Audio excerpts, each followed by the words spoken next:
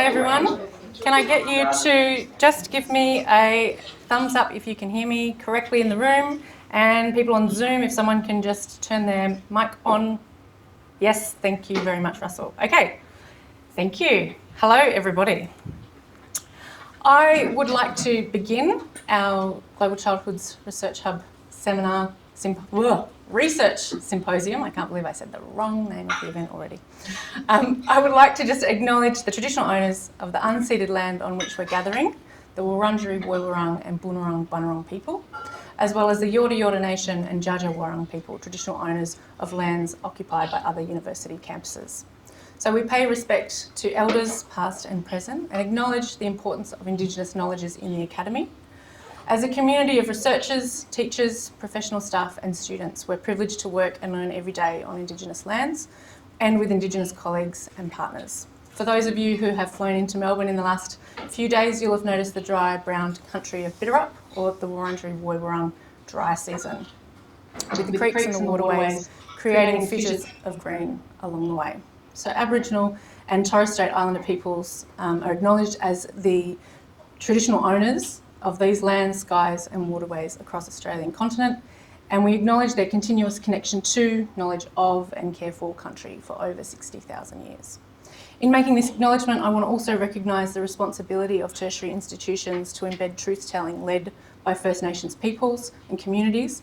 And for those of you who will be here within the next month, there's a panel called the Australia Wars panel being led by Rachel Perkins and Marsha Langton, which you might like to attend on March the 19th at the Kwong Li Dao Lecture Hall. The panel will explore the Australia Wars, the documentary and the teaching resources, and it's being set up specifically to support educators to authentically engage with and teach Australia's shared frontier wars history. I would like to hand over now to Nicola to do our opening. And you tell me I have to wear the microphone. And you do have to wear the microphone. So I have to put it in here. Yeah, and you need to throw your voice. Oh, I've got a big voice. Thank you, Amy. That's also a Taylor Swift song. And welcome to everybody, and thank you for coming. We've got lots of people coming in and out today because it's a day from 10 o'clock till 4:30 and then followed by drinks at the end. Thank you, Finn. And we're hoping everyone can hear online. We checked that, and we've got visual. We had Mariana Soto Manning here the other day. She was going to be here today, but unfortunately her mother passed and she had to leave yesterday. But we'd like to acknowledge her presence and her importance in the Global Childhoods Research Hub network. So welcome, and thank you for coming to our Global Childhoods Research Symposium. Today is a day to come together around our shared research interests and enthusiasm around our diverse and brilliantly complex topic of global childhoods. We have participants in the room and online, and I would ask you both to mute your phone if you're here and mute yourself online if you're there. In the room, it is a day for conversation and making new acquaintances. We have invited some exciting speakers to engage us in conversations, all of whom have different interests, perspective, disciplines, and topics to share. The plan is for each to talk for about 15 minutes and then for us to interact in conversations with them for another 15 minutes. And the places you're in now, you can move around. That'll be fun to do as well. We will also have time at lunch and at the end of the day to explore more and reflect on the possibilities for future collaborations. The idea is to see what is possible now and in the future, and to follow up on our ideas. If you are willing, we will circulate people's emails with your permission to facilitate this. So please let me know if you don't want them circulated. And additionally, we are filming today. We're actually filming online and in the room, but the camera is going to be on the speakers. But if you don't want to, if you don't want to be filmed, please let us know. It will go on our website. Some of the talks will go on our website. The conversations won't, but the talks will. And we're very fortunate to have T with us today doing the filming, and Finn down here, who's like, Amy and I said this morning, we don't know how we would have done this without him. So we are now in the third year of our research hub. The idea for this research group came a while back and has taken a long time to get finalised, formalised within the faculty. We have international collaborations with the University of Auckland, with Marek Tessar, who's been with us now for 6 years, I think, in terms of the global childhoods globally, on our collective. And as everybody knows, he's going to be our dean here. So he has been, Kiri Gold is taking over for him at Auckland. And then we've got our collaboration with the University of Gothenburg in Sweden. We've got Andrea Jacobsson and Annette Hellman here from those institutions. And of course, Mariana Soto-Manning, who's the president of Erickson Institute in Chicago. And she's looking to link up with the University of Illinois, both in Chicago, and I've been working with partners at Urbana-Champaign. So just for those in the room then, we will have people coming and going. We start now, so don't feel free to go out anytime. The bathrooms are over there. And at the end of the day, we'll have some sort of informal drinks and nibbles for you to participate in. And I invite the people online as well to use the comments and the chat throughout the day. And Amy's monitoring that, and we can bring that in. Okay, I just want to go around the room and just introduce people who are here now. John, you just walked in and you're in a great spot there. John Tobin from the law school here at the University of Melbourne. Jennifer Bowden, I said Jennifer, she likes to be called Jen, who's the CEO of Maths Association of Victoria. Yeah. She was my master's student in a past life. And then Sonia Arndt from our faculty. Lee Pei, who did her PhD at Deakin. Elise Waghorn, who did her PhD on the ARC project that sort of kick-started this, called Global Childhoods, and her thesis was on that. Nikki Dighton from DK2, I nearly said it, where she was previously. I'm not going to do the speakers now because I'm going to introduce them as I go. I'm skipping over the speakers. Right, so Emma Moss, who is, Emma Ross. Is Emma Moss a model? No, anyway, Emma Ross, close. It's very similar. Yeah. Who's working with us here in the faculty, and Melina Malas in the faculty, Yvette Walker, Angela Malloy-Murphy, Shoes here, and Julian, Jason Cooper from here, Mary Lay from here, Catherine Ham from here, and of course you've met Amy. So if I've missed you, that means you're a speaker. And John, I did you. I introduced you. And we have people coming, as I said, in and out, both online and here. So I'm going to ask Andrea, we're ahead of schedule, way ahead. This will be good for as we go along. Don't go over too much. I'm going to go to my other notes now to welcome Andrea, so hang on a minute. I've got too many pieces of paper. And Andreas was giving me a lesson in Swedish and Danish yesterday. Amy, the Christian Sen is Danish and the Jacobsson is Swedish. Andreas Jacobsson has got a PhD in film studies. He's a senior lecturer in child and youth studies at the University of Gothenburg in Sweden. Andreas is the co-convener of the Global Childhood Research Group at the University of Gothenburg with Annette Hellman, who's going to be our second speaker, and I'll introduce her in a minute. And Andreas's research interests include global childhoods, early childhood education, and audiovisual media, childhood and interculturality. His talk is entitled Intercultural Dimensions for Global Childhoods. In this presentation, Andreas will discuss issues of interculturality in relation to global childhoods. He will address if research about global childhoods would benefit from being more interculturalized. Thank you, Andreas. Thank you, Nicola. I don't know whether you, oh, hang on, I've got to hand them the microphone. Oh, you got your own. Shall I take this off then? Because otherwise everybody will be listening to me. I'll put it there.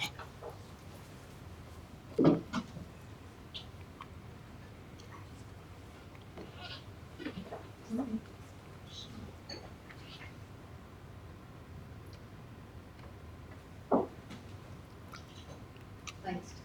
Okay, seems working. Thank you. Perfect. I'm Andrea Jacobsson. I'm from the University of Gothenburg, and I've also, besides being a PhD in film studies, I've had a long background in intercultural studies. For more than 10 years, I worked in intercultural studies, and It was when I was involved in intercultural studies that I became interested in early childhood education. And I started to teach in early childhood education programs from an intercultural perspective. In my presentation here, I will, of course, use interculturality and talk about how we can benefit from that in global childhoods, but at the same time, of course, interculturality or intercultural studies would benefit from global childhood studies. So I'm not saying this is a one-way direction. It's just that in my presentation, I will focus on that. I've been at the University of Gothenburg for 3 years now in the Global Childhoods Research Group. And I've been thinking, quite deeply about the idea of global. And global is something that we discuss quite a lot in intercultural studies. What do we mean with global? And if anything, global opens for critical dialogue. We have to problematize and discuss what we mean with global when we're talking about anything global, and definitely when we're dealing with global childhoods. I will give you a brief background in the idea of interculturality as how I know it, and then I will say something about translating theoretical notions or negotiating theoretical frameworks and notions. Since both intercultural studies and global childhoods, for me, is deeply interdisciplinary or multidisciplinary. This also opens for some kind of critical dialogue. And I have no, fixed answers here. So it's clearly that I open for a dialogue and I'm interested in dialogues. So,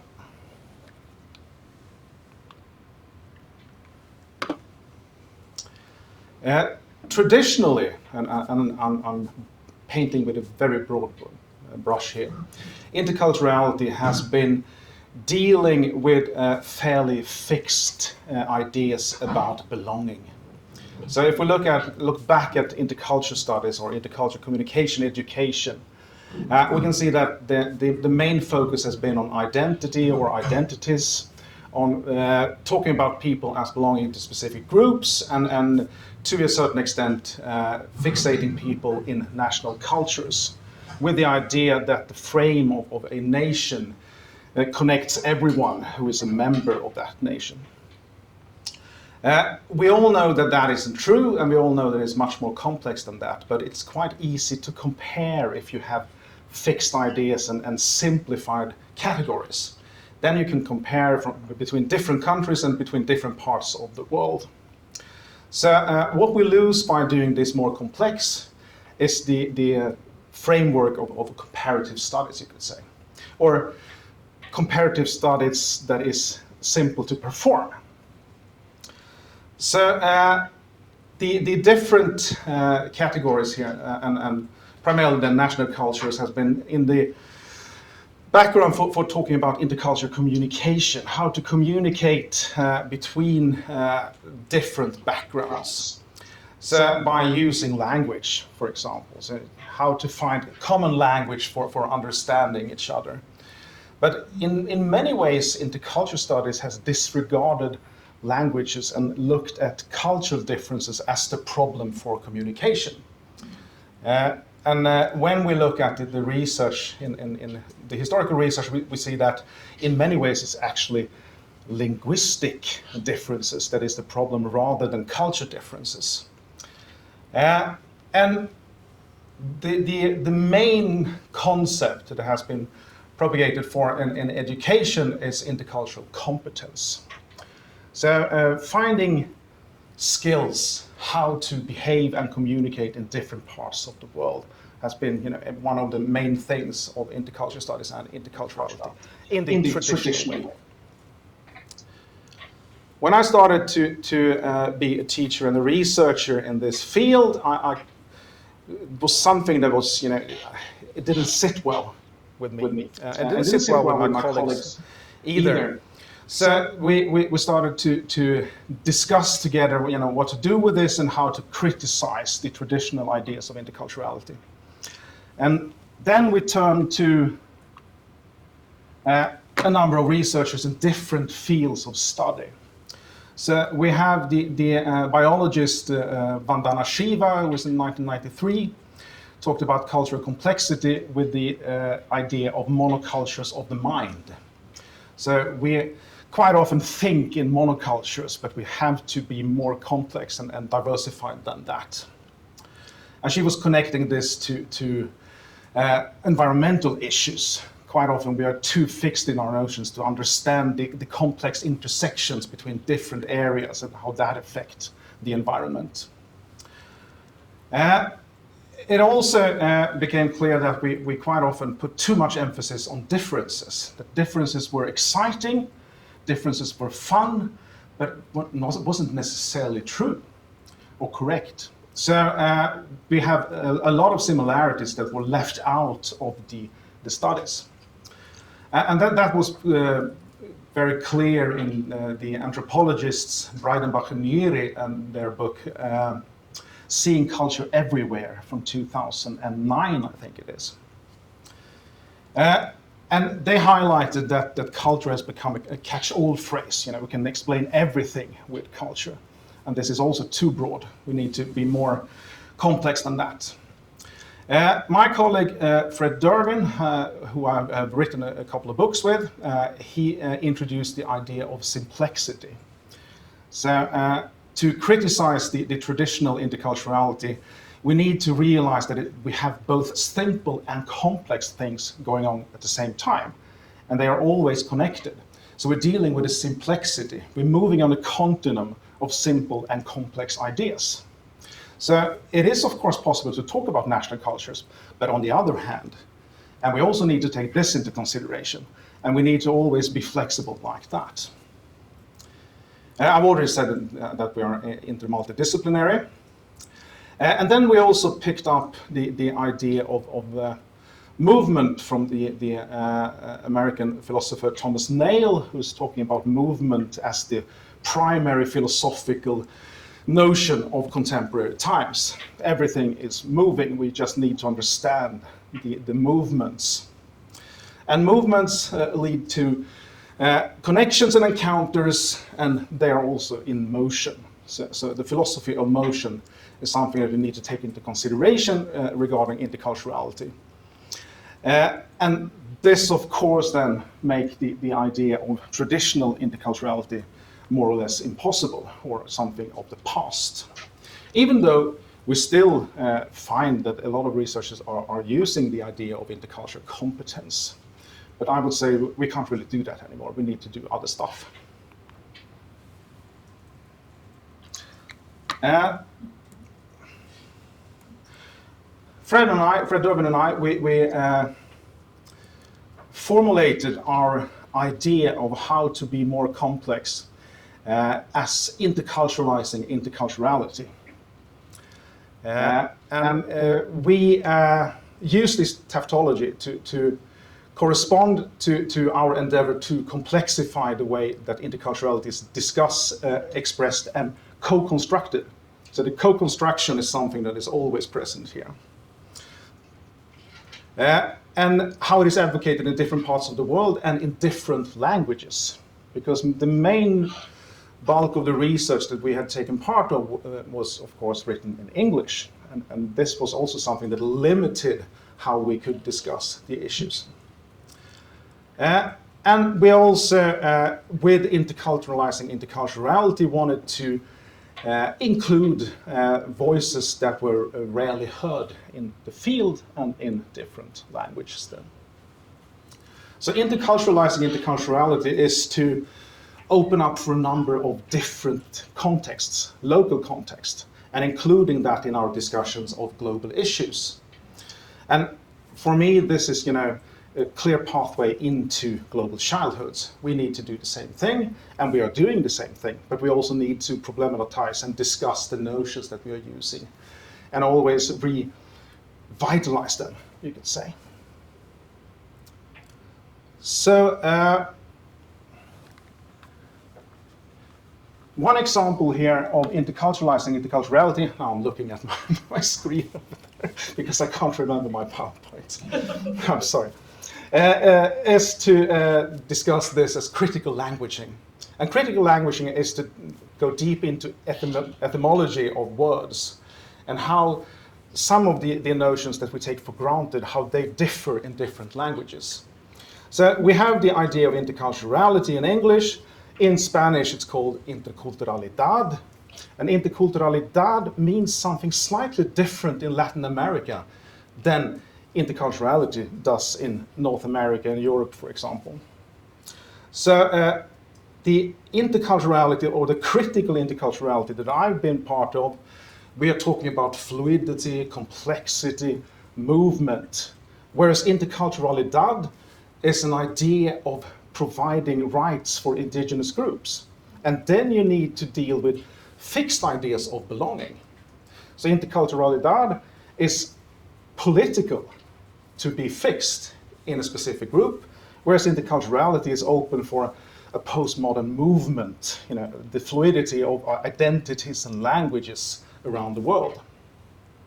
So by just looking at different languages and in the interpretation of the notion, we find that here we have already, dug a little bit deeper into the complexity of interculturality, or interculturalizing interculturality. And as the French philosopher Barbara Cassin has stated clearly, there are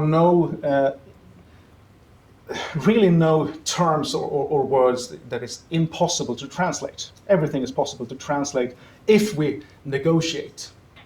There might not be a literal translation, but we can always negotiate notions and ideas. And that is something that we clearly need to do when we are dealing with global issues. And a colleague of mine from Sweden, Robert Amann, he has discussed a different take on interculturalizing interculturality as decolonizing intercultural education. It's a fairly similar project. And he is proposing that we should talk about not intercultural communication, but interepistemic dialogue. So it's different knowledges, different ideas that we put into motion here and dig deeper into.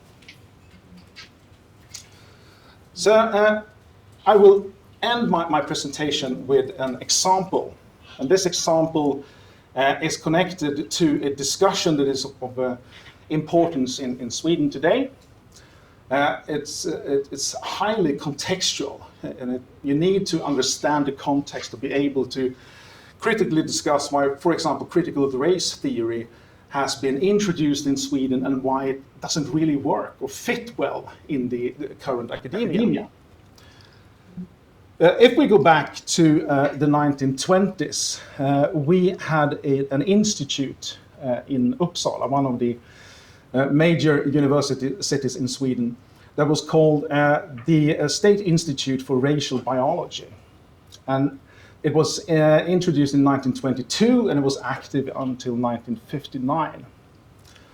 And this has been an institute of shame in Swedish academia and in Swedish politics, because it was clearly a connection to the Nazis and the ideas of Nazism. There were the idea of eugenics and the idea that the races was something very, very prominent in society. And this led to the fact that in Sweden the term race has been erased. We're not using the term race. We're using other things because it's so connected to the idea of biological interpretations of human differences. And this has been going on for many years. And in the early 2000s, the Social Democratic government, they were a outspoken anti-racist government. And the next step was to have a feminist foreign policy. And this was, completely impossible to combine with the idea of race. So in English, or in the Anglophone world, where race is a common word, in Sweden we don't use it. But we do speak about racism and anti-racism. And that's an important part important aspect of academia. So what has happened now? Well, we've had a demographic shift. We have more immigrants in Sweden now than we did in the 1960s, 70s, and 80s. Almost a quarter of the Swedish population have at least one parent who's born outside of Sweden.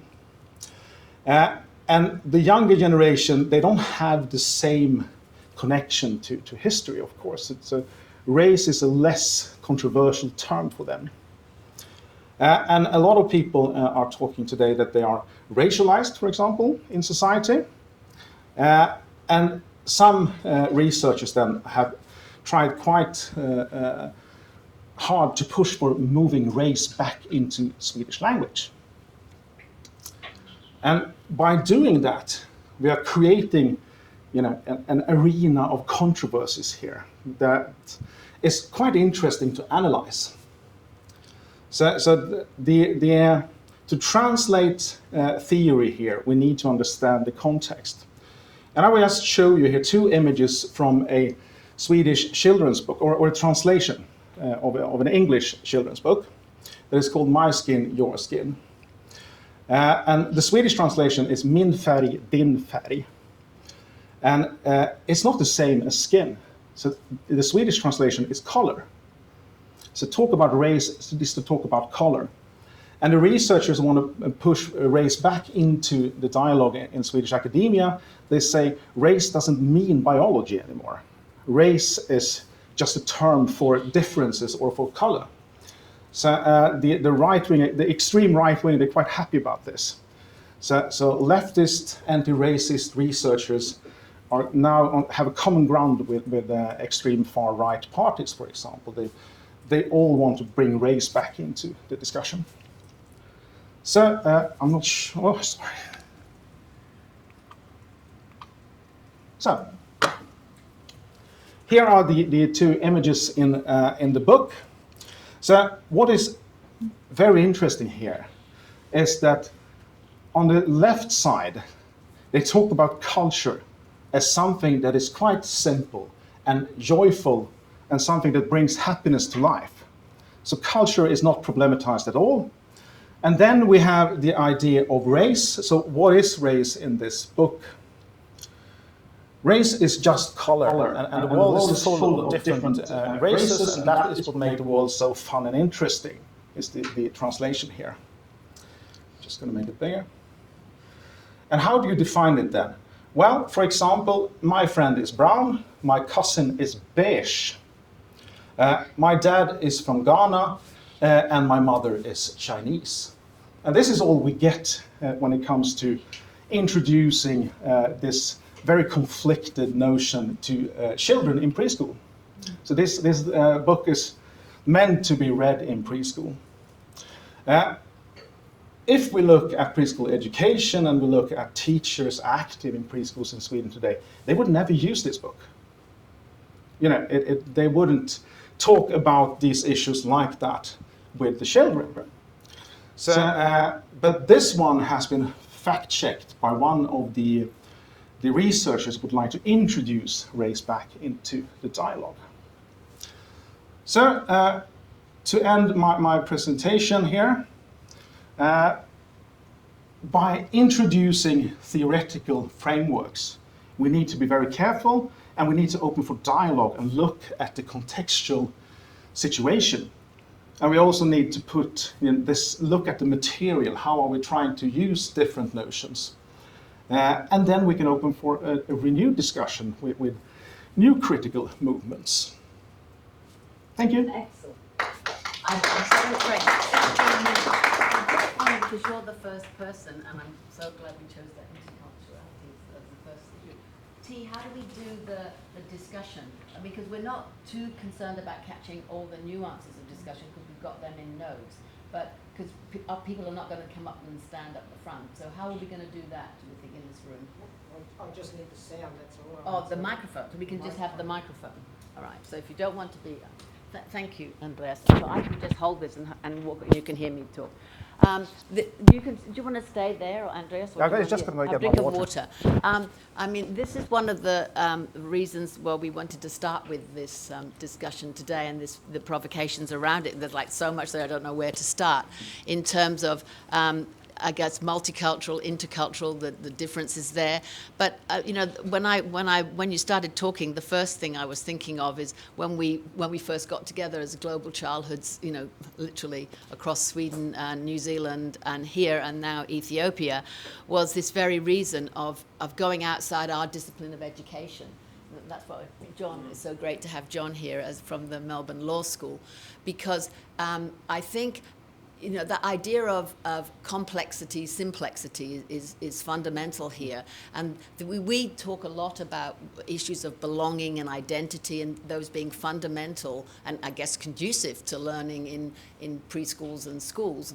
And I think your insights have given us like a different dimension of that. Because again, coming back to one of the raison d'etre for Global Childhoods was that we do things locally and we do network internationally, but looking at a concept like race and identities and interculturality across the globe gives us new insights into the local and the contribution, and just highlighting the simplexity of words. Yeah. And the meanings of those and how they're used. We've talked about that a bit this week, and Mariana talked about it on Tuesday. Hang on, I've got my internet that's covering my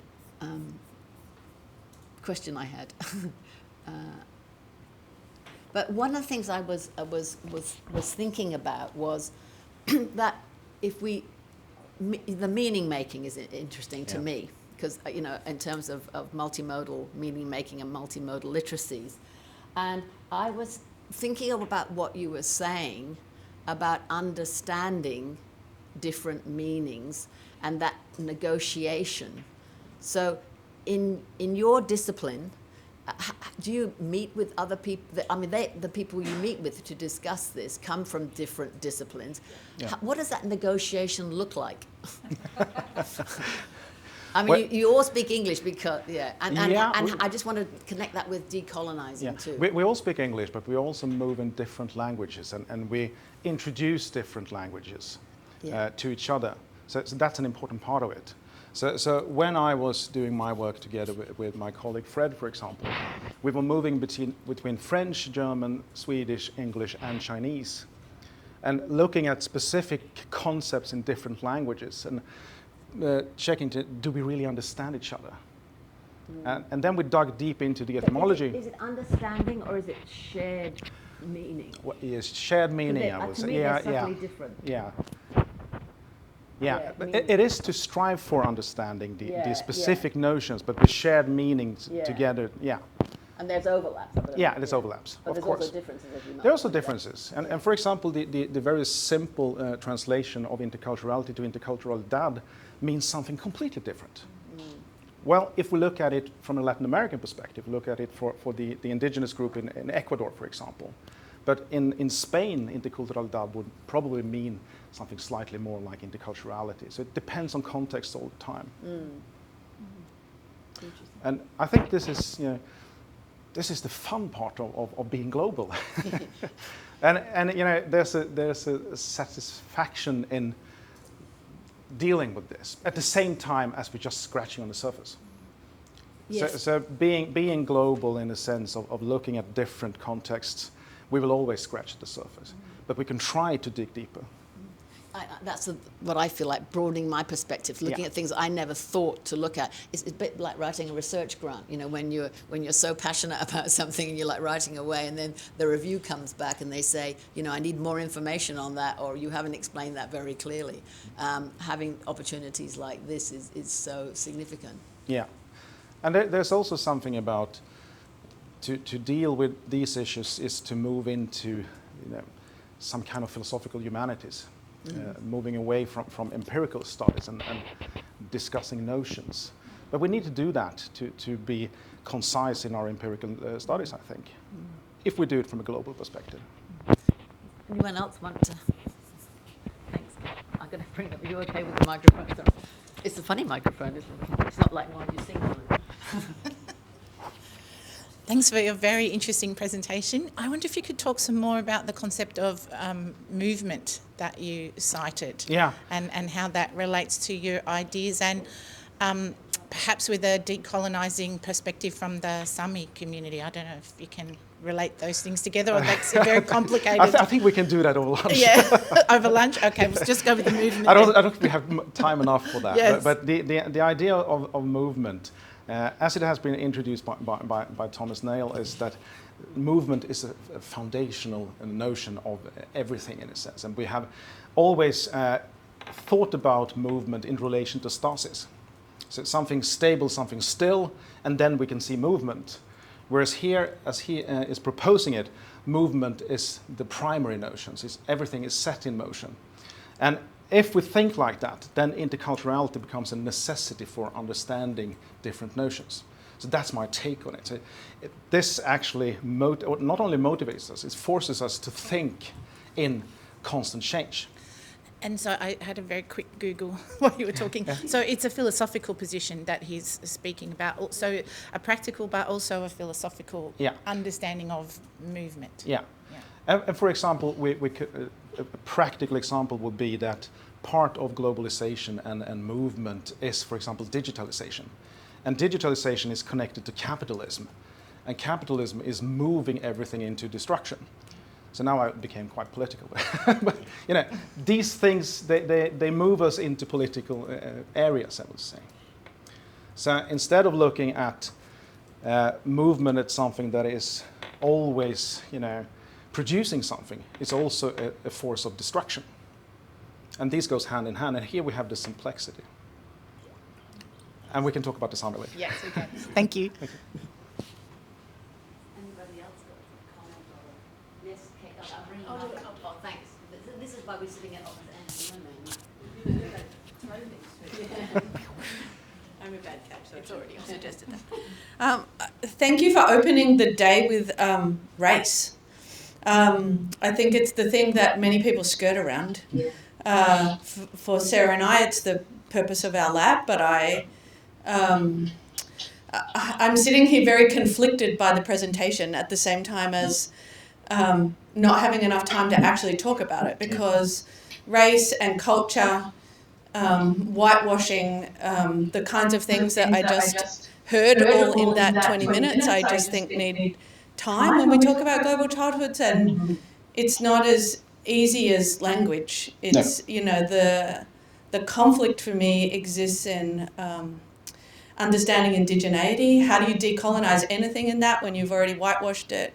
How do we not, including sitting at the University of Melbourne, talk about our shared history of eugenics? Anyway, it begins my day in a troubled way. It's a good thing. It's a good thing, but I think it's not to just be left. I think that it does need to be picked up through the day, and and forever onwards. Yeah. Because I think that the citational practices of many people in education research is not right. We cite things without actually being very careful about who we cite and how we cite that, and understanding what that's coming from when we try to be global. And my concern always in looking to the Nordic, education sector, as someone whose family comes from that space, is because of this monocultural version of the world that when we think about Australia, we just cannot even sit next to. My classrooms, my families, my children's families are very, very different to that. And not that it is monocultural, but it has a version of colourblindness and monoculturalism. And in that, I find it really difficult to even enter into intercultural. Anyway, so I have no question. I just am telling you I'm sitting with major discomfort that we don't actually really ever spend any good time doing this work in education. That we get a presentation and we have to think about it, but the actual piece of work we should do is to really deep dive into this, because we can't use the language of global. No. We need to actually really understand there is no global. It's actually an impossibility, but in that impossibility, there's something to open up and then play with. Yeah. So thank you. Yeah. Thank you for putting Andreas at the start. That was. Yeah. Oh, Gabrielle, you go. Can I just say one sentence? Thank you very much for all these thoughts, and I'm as European, especially happy to be able to think about languages and comparisons and cultural differences without language barriers and with language barriers. And I would like to put one more aspect to this, and this is all the artistic literacies. They are very important in especially in early childhood education to be more secure in children's personality development, and I hope we will continue to talk about. My way into this was, of course, media. So when I started out many years ago, I was in film studies, and I dealt with the notion of world cinema. What might that be? So world cinema was a label, but at the same time it was a research field. And as a research field, it was highly Eurocentric in theory. So to start to try to, I wouldn't say decolonize, but problematize Eurocentric frameworks in film studies was the first step for me into moving towards where I am now.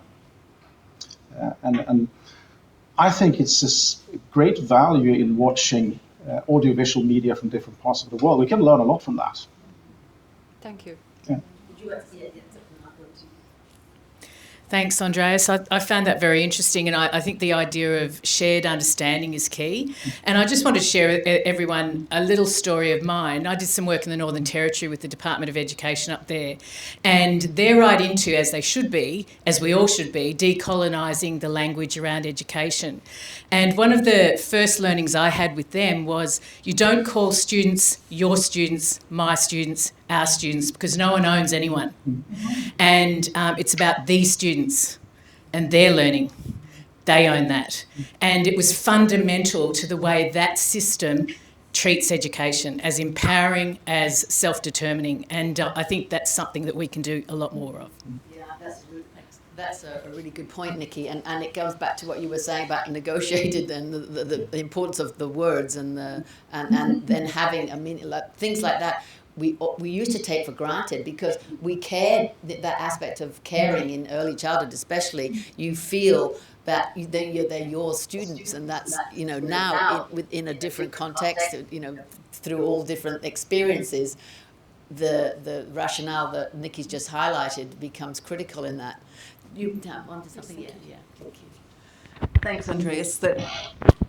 I'm echoing Kate's comments here, thinking that this has opened a lot of conflicting thoughts for me as well, and resonates very strongly with my research. So I'm hoping that we can have further discussions, and particularly on the idea of how you use feminist and other philosophy to work with these thoughts. I welcomed your idea on thinking further than having fixed ideas so that you can do comparative anything, because how can we? What's coming out in my research really strongly is that there can't be these fixed ideas.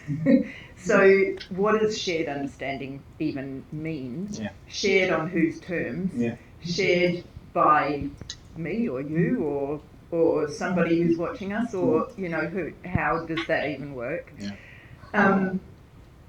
I just did wonder too about that book, and I'm really glad that you brought that up, and the idea of how are we working with, when we're talking about childhoods at any age, how are we working with colour, race, who's, I used to be chased around the playground called a Nazi.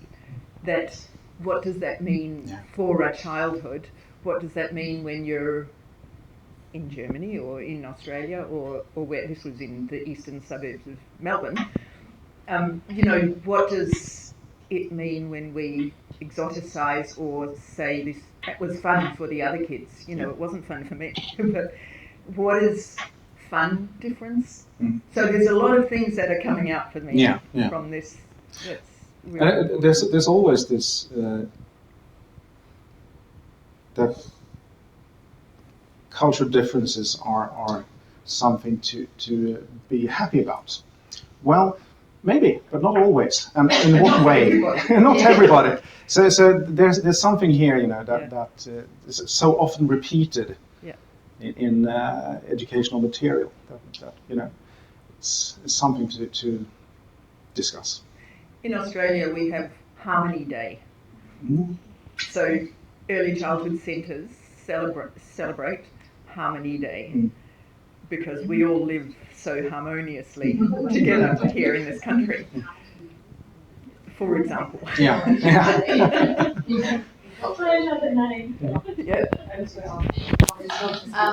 This was precisely a good way to start. It must be over 30 minutes now. Yeah. We've gone over our 15 and 15, but I knew we wouldn't keep to time at any point in time. I thought I was really good, like rushing through my first part, so we could start early. But I knew that collecting this group of cool people would result in stimulating conversation like this, and that was the point of today. Kate, that we would have that shorter time, so it would open up possibilities to follow up on with ideas, and that we might have another day where it's all on interculturalization or whatever we want to call it. But the point being that today was like to whet the appetite, so to speak, and we're so lucky to have Andreas and Annette here from Gothenburg to bring us with those different perspectives, and later Gabriella from Hungary. And the different disciplines coming together, because I think in education then we benefit from that. Now, the other thing about today is it's flexible and fluid and all those things, and now as we transition from one speaker to another, lucky for us we have Finn and T here, because they've put all the slides, and some people are not using slides, the people who are using slides together. So now we can transition into Annette, and she can go up there with Finn, and I can read my introduction of Annette. Is that right? That's what we're going to do. Do I need my computer?